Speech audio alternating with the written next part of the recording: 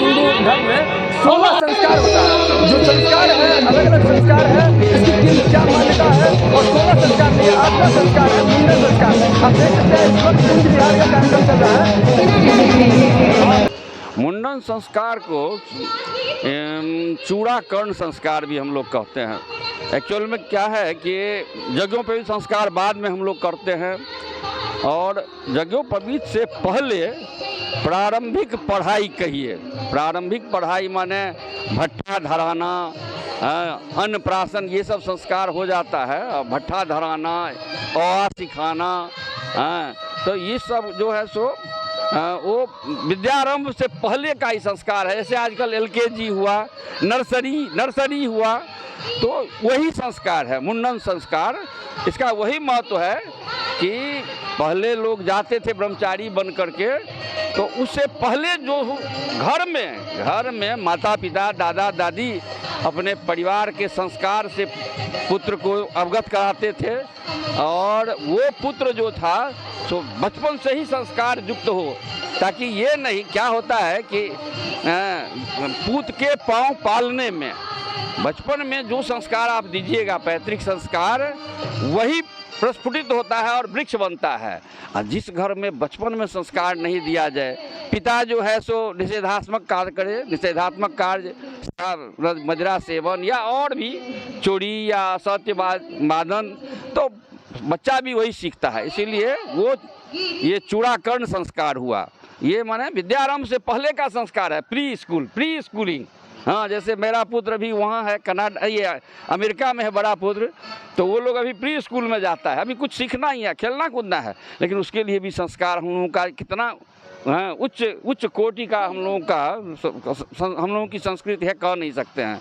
हाँ, कि 16 संस्कार, उसमें 3 संस्कार गर्भ में, उपनयन से पहले 6 संस्कार, पूर्व जन्म माने जन्म से पहले का 3 संस्कार गर्भ में, और 6 संस्कार जन्म के बाद, अन्नप्राशन, अक्षर ज्ञान, भट्ठा धराना, ये सब आदि करके उसी में मुंडन भी है।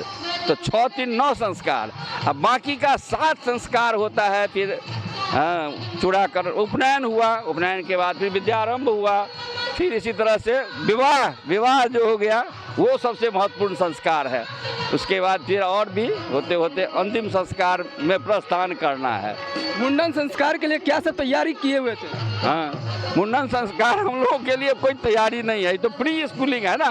बच्चा को अधिक आप दीजिएगा लोड, तो वो तो उतना ठीक नहीं है, खेलते कूदते। इसलिए हम लोगों के यहाँ मुंडन कार्यक्रम में बहुत ये नहीं, तामझाम नहीं था। हाँ, दुर्वाक्ष जरूर दिया जाता था, वैदिक मंत्र से ये आशीर्वाद दिया जाता था, ताकि वो बच्चा जो है सो हम लोगों का जो है वैदिक संस्कृति से अवगत हो सके, और बड़ों के आशीर्वाद से वो हमारी संस्कृति को समझ सके।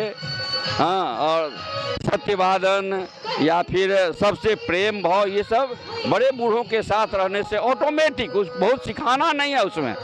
आजकल बोझा जो पीठ पर लाद देता है वो ठीक नहीं है। बच्चा को तो ऐसे ही बातचीत से, आजकल बोझा इसलिए लादना पड़ता है कि दादा दादी से बच्चे दूर चले जाते हैं, तो उसको जो है ना पारिवारिक वंशानुगत संस्कार बहुत कम प्राप्त होता है। मुंडन संस्कार में अक्सर देखा जाता है कि पहली बार बच्चे का सर जो है मुंडन कराया जाता है, तो इसके पीछे वैज्ञानिक कारण और धार्मिक कारण क्या है? बहुत बहुत बड़ा, इतना उत्तम प्रश्न आपने आकाश जी पूछा, क्या कहें। ये जो है ना, हम लोग तो पुनर्जन्म में विश्वास करते हैं। कई जन्म से हम उस जन्म में उस जोनी में थे, किसी अंत्य किसी कहा था 84 लाख योनि के बाद में। हाँ, कहाँ थे, किसी चांडाल घर से आया कोई मान लीजिए कहीं निम्न कोटि के घर से आया, शराबी कराबी कहीं से आया। तो वो जो है ना, ये मुंडन संस्कार इसीलिए महत्वपूर्ण है कि गर्भ में भी बहुत तकलीफ होती है, बहुत विकृति है गर्भ में, इतना कष्ट है कि मत पूछिए। माने नरक की यातना है गर्भ में, कफ पित्त वायु श्वास में दिक्कत, सब चीज में भरा हुआ है। उससे जब निकलता है तो वो जीव जो है उसको जो है ना अच्छा से इतना परिमार्जित करिए कि वो तो वही चूड़ाकरण में मुंडन भी केस तो आता है जन्म से, गर्भ से ही आ जाता है। तो वो शुद्धिकरण संस्कार हुआ कि आप उसकी शुद्धि करते हैं। और शरीर से मन जुड़ा हुआ है और मन से आत्मा, तो शारीरिक शुद्धि आप कर दिए, नाल काट दिए, बच्चा का जन्म में ही ना सब चीज़ हो गया, लेकिन बाल उसका रह जाता है। तो यही मुंडन में उसको हम लोग बाल काटते हैं ताकि वो जो है ना, वो गर्भ का या पूर्व जन्म का उसका जो भी है दोष वो सब खत्म हो जाए और फिर नए सिरा से उसका जो है सो संस्कार प्रारंभ हो। इसीलिए नियमतः कितने साल के बाद बच्चे का मुंडन संस्कार होना चाहिए? वाह, बहुत समीचीन क्वेश्चन। हम लोग के यहाँ जो है मिथिलांचल में 1 वर्ष सबसे अच्छा, 1 वर्ष, लेकिन बच्चा तो बहुत छोटा होता है, 1 वर्ष में वो क्या समझ पाएगा। नहीं तो फिर 3 वर्ष, तीसरा वर्ष 2 पूरा हो जाए, और नहीं तो फिर 5वां, यही उत्तम है, उत्तम कहिए। हाँ, उसमें कौन छोटा कम और कौन अधिक नहीं कर सकते हैं।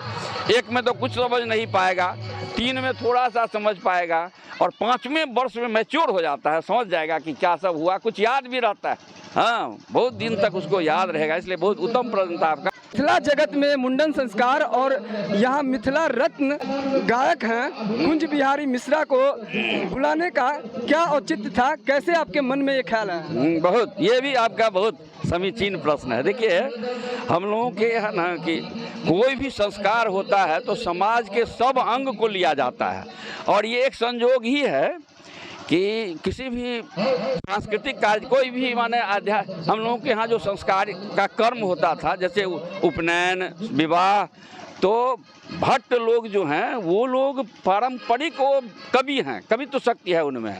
और संयोग से ब्रह्म भट्ट जो हैं, प्रख्यात ब्रह्म भट्ट कुंज बिहारी जी हम लोग के यहाँ आ गए, ये एक संयोग हम समझते हैं।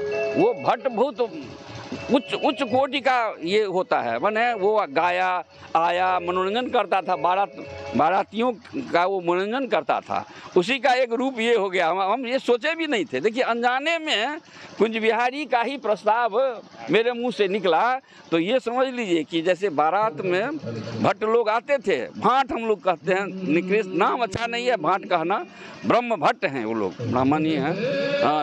भाट दसौनी सब थोड़ा निकृष्ट हुआ, बहुत अच्छा लोग नहीं मानता था ये गायन विद्या, लेकिन ये लोग आंसू कवि हैं, तुरंत कवि बना। जैसे समधी जी पर आते थे कि समधी जी के बारे में कुछ कहिए, पूरा इनका जो है गांव से लेकर पूरा खानदान का वो गाने लगेगा। इनको समधी जी को इतना प्रसन्न कर देता था कि समधी जी कहते थे कि अरे क्या लोगे, 5 रुपया देना है तो 5000 रखो, जाओ, खुश कर देता था। वो सब खुश करके इनका था। लेकिन आजकल बढ़िया अच्छा हुआ है। मेरा नाम तो कमलाकांत झा है और मैं बिहार सरकार में अभियंता प्रमुख के सचिव प्रावैधिक के पद से रिटायर हुआ हूँ, भवन निर्माण विभाग में।